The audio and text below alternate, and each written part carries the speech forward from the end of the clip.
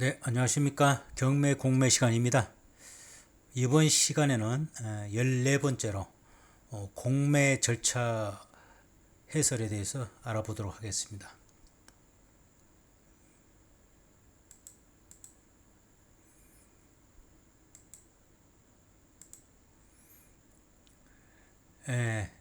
공매 절차 해설의 순서는 다음과 같습니다. 먼저 공매의 근거법이 뭐냐, 여기에 대해서 알아보고, 그 다음 공매 개시 결정 및 준비 이 사항에 대해서 알아보고, 그 다음에 공매 절차, 매각 대금 납부 및 소유권 이전, 그 다음 배당 및 인도, 항고 보증금 및 항고 절차, 마지막으로 경매와 공매의 주요 차이점, 이렇게 알아보도록 하겠습니다. 자, 먼저 공매의 근거법이 뭐냐? 공매의 근거법은 이제 첫 번째로 국세징수법, 세금 체납 재산의 공매 절차를 규정하고 있는 법입니다. 그 다음에 지방세 징수법, 지방세 체납 재산의 공매 절차를 또 규정하고 있습니다. 그 다음 한국자산관리공사법, 캠코에서 진행하는 공매 절차의 근거를 규정하고 있습니다. 그 다음 공공기관 운영법, 공기업 및 정부 산하기관의 공매 절차에 적용한다. 이렇게 근거법이 마련되어 있습니다. 참고하시면 되겠습니다. 그 다음 공매 개시 결정 및 준비, 여기에 대해서 또 순서대로 알아보도록 하겠습니다. 먼저 공매 개시 결정을 하게 됩니다. 공매 개시 결정은 체납자 재산에 대한 공매 개시를 결정합니다. 그 다음 공매 개시 결정은 관할 세무서 또는 지방자치단체가 주체가 됩니다. 세금이 많이 체납되어 있다, 도저히 납부할 능력이 안 된다, 또 납부할 어떤 그 사람이 또 돈이 크다, 그러면은 공매 의뢰를 하게 됩니다. 캠코에 그런 상황이 됩니다. 두 번째로 의뢰가 되면은 관할 세무서나 지방자치단체에서 공매 이거 해달라, 이거 도저히 세금 받을 어떤 좀 그게 힘들다, 공매 대상이다, 이렇게 의뢰가 오면은 공매 대상 재산 조사 및 평가를 또 하게 됩니다. 평가. 또 여기도 마찬가지로 경매와 마찬가지로 공매도 현황 조사를 집행을 하게 되고, 감정 평가를 하게 됩니다. 감정 평가사가. 그래서 공매 대상 재산의 가치를 평가하게 됩니다. 그래서 그것을 터잡아 최저 입찰 가격을 설정하게 됩니다. 최저 입찰 가격, 그리고 공매에서 낙찰의 기준이 되는 가격을 이제 설정하게 됩니다.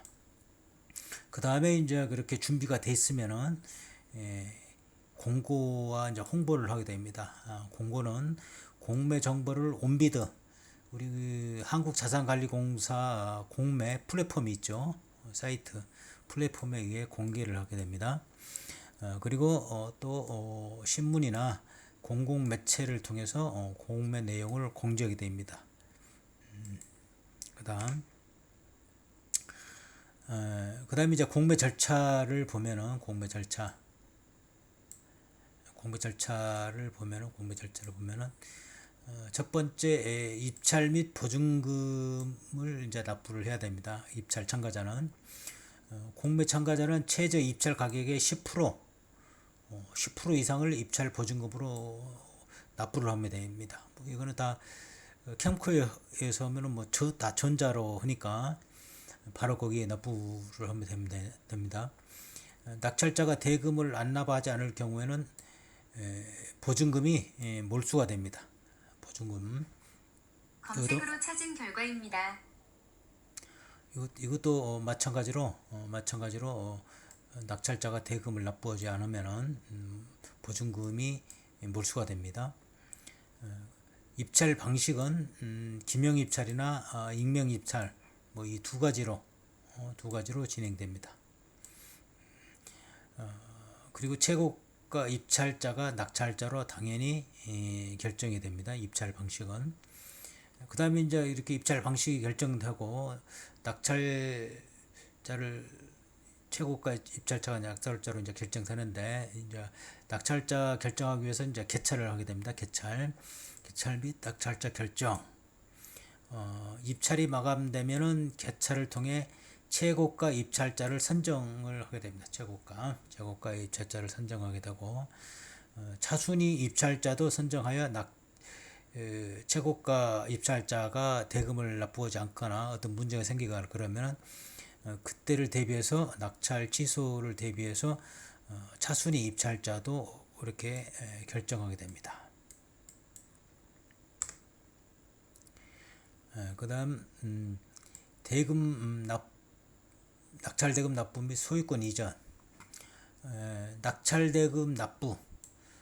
낙찰자는 공매 기간이 정한 기한 내. 이 공매는 통상적으로 기한을 많이 줍니다. 통상 7일 일주일에서 30일까지 이렇게 통상적으로 많이 줍니다. 납부 기한을 경매항으로 좀 틀립니다. 대금을 이제 그렇게 기한 내 주면은 대금을 이제 안 납부하면 됩니다. 대금 미납 시는 공매가 취소되고 입찰 보증금은 당연히 몰수가 됩니다. 이거를 주의하셔야 됩니다. 소유권 이전. 대금을 안 납한 후 공매기관이 등기소에 소유권 이전을 신청합니다. 이전과 동시에 체납세액 및 기타 공과금 공제 후 잔액을 배당하게 됩니다. 공매를 하게 되면은 말소를 후순위 자들을 말소해 주는 게 아닙니다. 다 낙찰자가 권리 분석을 확실히 하고 들어가야 됩니다. 경매하고는 틀립니다. 경매는 그래도 말소 기준 권리에서 이렇게 딱 좀 이렇게 정리를 해주고 그럼에도 불구하고 이제 또 조심해서 이제 개별적으로 이렇게 권리 분석을 해야 되지만 쉽죠. 경매 같은 경우에는 권리 분석하기가. 근데 공매는 소유권 이전은 제일 빨리 해줍니다. 공매 나온 거를 낙찰 받았다 그러면은 대금만 납부하면 바로 소유권 이전을 해줍니다. 소유권 이전만. 그런데 뭐 이건 말소 기준 뭐 찾고 이런 게 없습니다. 본인이 계산해야 됩니다. 본인이 권리 분석을 해가지고 해야 되기 때문에 본인 책임, 낙찰자 책임하에 모든 권리 분석을 해야 됩니다. 소유권 이전을 뭐 번개같이 해주는데 그 다음에 말수할 때 아까 대항력을 갖고 있는 자나 이런 사람들은 다 협의하거나 뭐 이렇게 해야 됩니다. 그리고 인수하거나 아니면 이제 명도 소송을 하거나 본인이 복잡합니다. 공매는. 그러니까 특히 공매는 더 세밀하게 권리 분석을 해야 된다. 그런 말씀을 드립니다. 그 다음 배당 및 인도. 배당 절차. 매각대금을 체납세, 우선권이 있는 채권, 일반 채권 순으로 이제 배당이 됩니다. 배당표 작성 후 배당 기일에 지급됩니다. 이 공매는. 재산 인도. 낙찰자가 소유권을 취득한 후 점유자가 재산을 인도하지 않으면 공매기관에 강제 인도를 요청할 수는 있습니다. 그러나 할 수는 있어도 이게 본인이 명도 소송을 하고 해야 됩니다. 별도로. 이거를 아주 주의하셔야 됩니다. 아주 낭패를 볼 수 있습니다. 공매.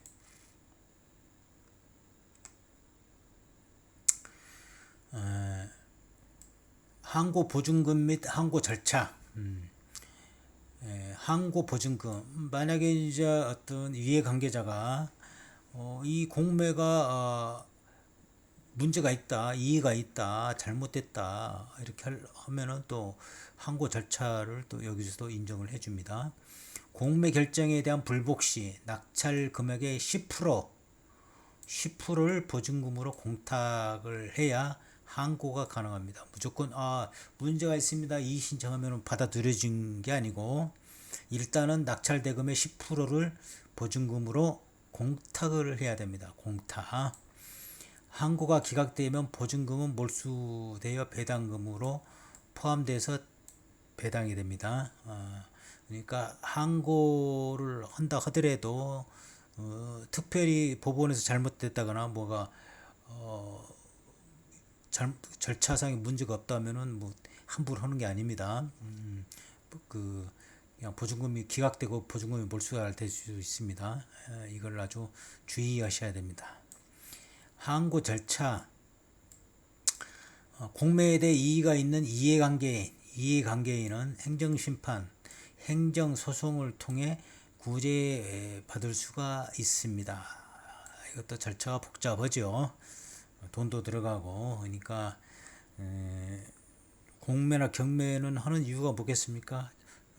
시세보다 저렴하게 낙찰을 받아서 수익을 극대화하려고 하는 거 아니겠습니까?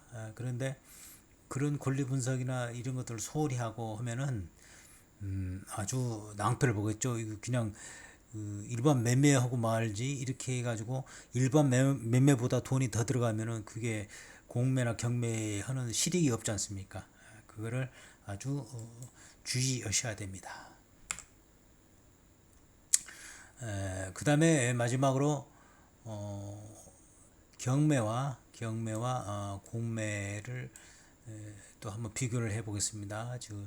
저번 시간에 경매를 설명드렸고 절차에 대해서 개략적으로, 그 다음에 이번 시간에는 공매에 대해서 또 개략적으로 설명을 드렸는데, 근거 법률은 경매는 민사집행법, 공매는 국세징수법, 지방세징수법, 또 여러 가지 또 설명을 드렸죠. 그 다음에 주체는 여기는 법원이다. 그러나 공매는 캠코나 세무서 등 공공기관이다. 그 다음에 경매는 민간 채무자의 재산이다. 경매는. 그 다음에 공매는 세금 체납자의 재산이다. 세금 체납자. 세금 체납되면 무조건 공매로 들어옵니다. 세금. 그 다음에 입찰 방식은 법원이 관리하는 공개 입찰이다. 법원이 관리하는 공개 입찰이다.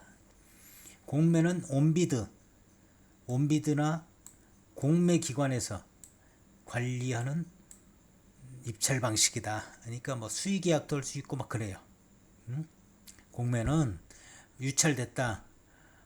그 다음에 유찰되면은 또 그 어떤 최저 가격에서 수의계약을 할 수가 있어요. 수의계약 여러 가지 틀립니다. 이거 경명은 틀려요.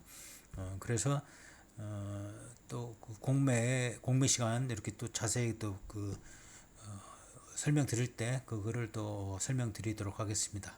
자, 이번 시간에는 공매에 대해서 개략적으로 설명을 드렸습니다.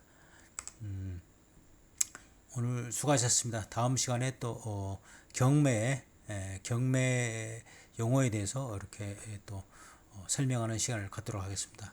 오늘은 이만 마치겠습니다. 감사합니다.